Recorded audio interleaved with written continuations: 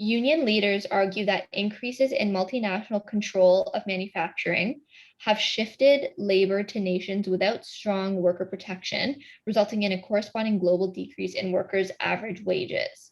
Given that these leaders have a vested interest in seeing wages remain high, they would naturally want to convince legislators to oppose multinational control, so legislators should reject this argument. All right, so what's our conclusion? Legislators should reject the argument that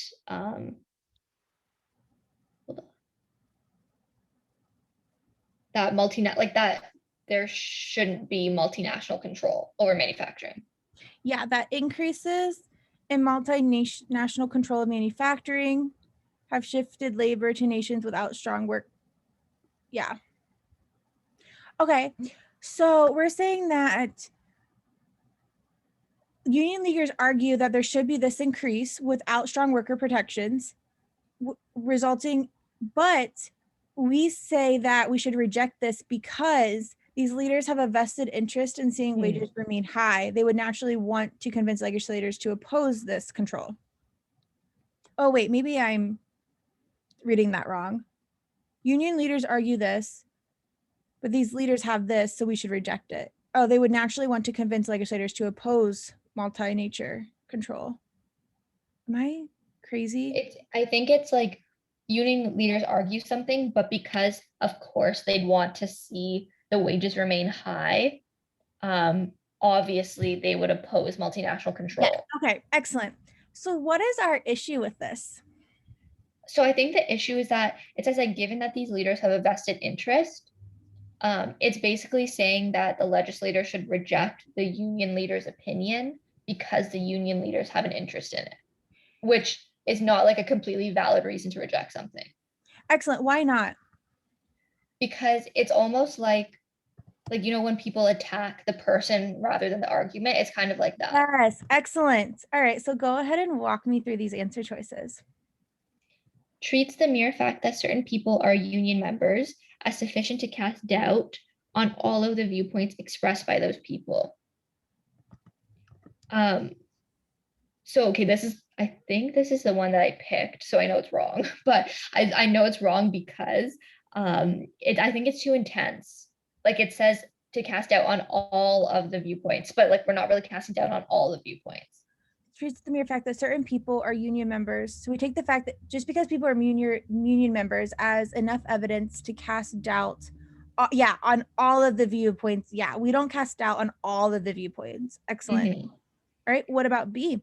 Presumes without providing justification that anyone whose political motivations are clearly discernible is an unreliable source of information to two legislators. This one is also too strong, I think, and it's too general. What does it go too strong? Anyone whose political motivations are clearly discernible is an unreliable source. Like it says anyone, which I feel like is like a lot of people.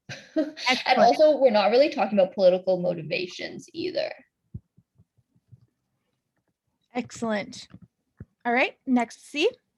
Treat circumstances potentially affecting the union leader's argument as sufficient to discredit those leaders' argument.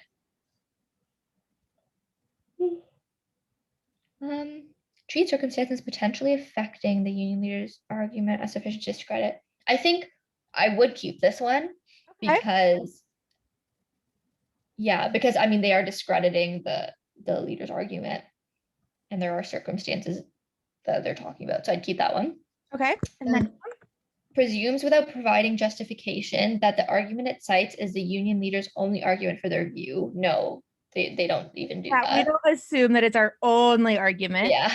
Great. And then presumes without providing evidence that leaders of all unions argue against increases in multinational control of manufacturing. No, they don't do that either.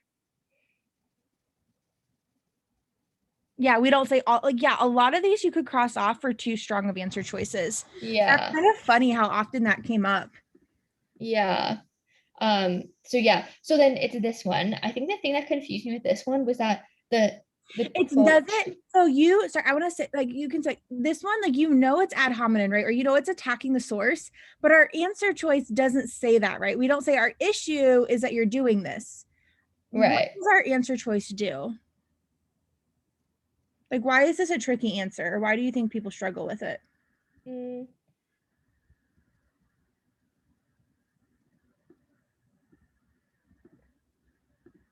maybe because treats, well, so I found it difficult because the phrase like treats circumstances potentially affecting the union leader's argument was a weird Way to sentence for me say to read. yeah, you had to know what it was and then realize like, oh, what I predicted fits into this category here. Yeah. Yeah. And to be honest, I should have known because it's really the only one that like talks about discrediting the leader's argument, um, which is And, what we and predicted. that really goes into like, we have to find in our answer choices, like we have to be able to fill them in, right? And work on that. Mhm. Yeah.